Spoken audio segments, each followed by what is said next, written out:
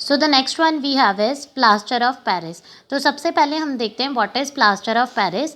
This is calcium sulphate hemihydrate.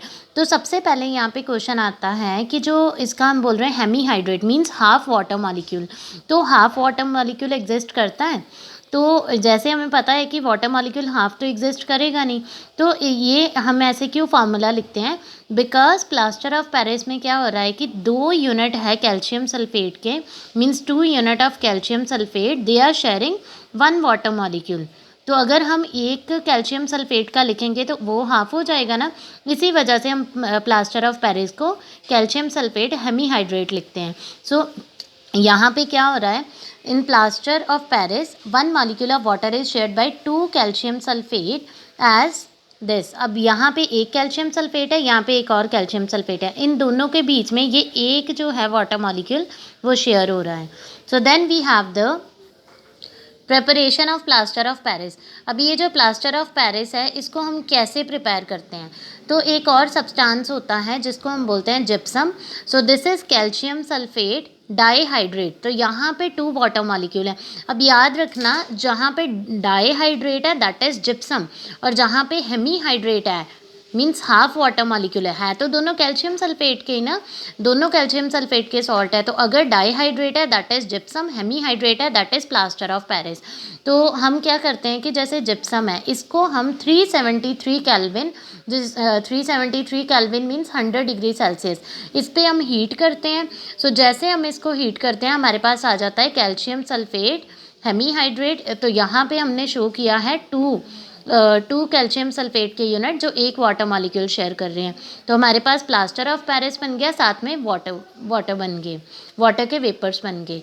So during the preparation of plaster of Paris temperature should be controlled carefully. अब ये जो temperature है इसको बड़े carefully हमने कंट्रोल में रखना है, अदरवाइज़ क्या होता है anhydrous calcium sulphate will be formed. अगर टेम्परेचर बहुत ज़्यादा कर दोगे तो यहाँ पे भी जो वाटर मॉलिक्यूल है ये भी लॉस हो जाएगा, तो ये एनहाइड्रस बन जाएगा।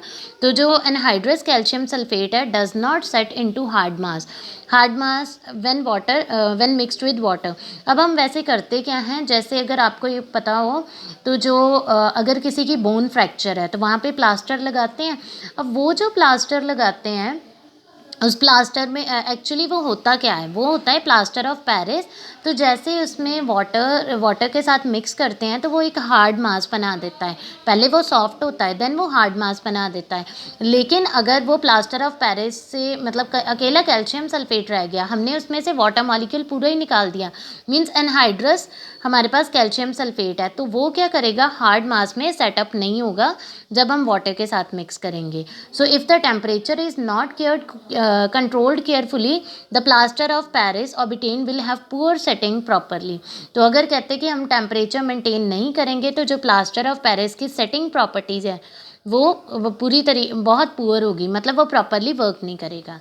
अब यहाँ पे आता है property of plaster of Paris. इसकी क्या क्या प्रॉपर्टीज़ हैं। First of all this is a white and odourless powder. ये पाउडर फॉर्म में होता है, वाइट होता है, कोई इसकी स्मेल नहीं होती। ऑर्डिनरी रूम टेम्परेचर पे it absorb water and a large amount of heat is liberated. अब ये क्या करता है कि जब ऑर्डिनरी टेम्परेचर होता है इसने वाटर को अब्जॉर्ब कर लेना है और साथ में हीट लिबरेट करनी है। So when mixed with the limited amount of water it form a plastic mass evolve heat and quickly set to the hard porous mass within minute. This is called setting process. अभी हमने ऊपर discuss किया setting process। अब क्या है कि अगर हम इसमें लिमिटेड वाटर डालते हैं, मतलब 50% by mass limited amount of water डालते हैं, तो ये प्लास्टिक मास बनाता है। मीन्स ये सबसे पहले हार्ड नहीं होता, थोड़ा सा पोरस और मतलब बहुत ज़्यादा थिक भी नहीं, बहुत ज़्यादा थिन भी नहीं, ऐसा मास बनाता है। हीट भी इवॉल्व होती है क्विकली। ये क्या करेगा, जैसे इसकी प्रॉपर मास बनना शुरू होगा ये सेट हो जाएगा इनटू हार्ड पोरस मास। मींस कि जो अगर प्लास्टर को अगर ध्यान से देखो तो उसमें छोटे छोटे पोर्स भी होते हैं, पोरस मास बना देगा। इस प्रोसेस को हम बोलते हैं setting process. So during setting slight expansion in volume occur. तो जब सेटिंग होती है इसकी प्लास्टर ऑफ पेरिस की, तो इसका वॉल्यूम भी जो है वो इंक्रीज होता है। So it is due to this that it fills the mould completely and give sharp impression. तो जो मोल्ड्स वगैरह बनते हैं इसी वजह से उनकी जो शार्प इम्प्रेशंस बनते हैं, क्योंकि इसमें क्या रिएक्शन हो रही है कि जैसे कैल्शियम सल्फेट हेमीहाइड्रेट है, हमने जब उसको वाटर डाल दिया तो ये तो पाउडर्ड फॉर्म में है, वाटर डालेंगे तो हमारे पास फिर से जिप्सम बन जाएगा विच इज़ हार्ड मास। ठीक है। So then we have the uses of plaster of Paris. इसका यूज़ कहाँ कहाँ पे होता है? सबसे पहले तो है making cast and patterns for moulds and statues बनाने में, और जो कास्ट वगैरह बनाते हैं उनमें यूज़ होता है। Then used as a cement in ornamental casting and for decorative making decorative material. So इसको एज अ सीमेंट भी यूज़ किया जाता है, इसको as a fire proofing material भी यूज़ किया जाता है, एंड फॉर मेकिंग चौक बनाने में भी इसको यूज़ करते हैं।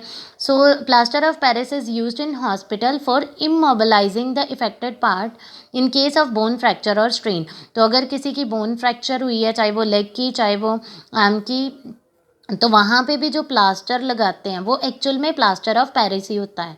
So plaster of Paris is use to fill gap on walls and roofs. अगर वॉल्स में या रूफ में कोई गैप है तो उसे कवर करने के लिए भी।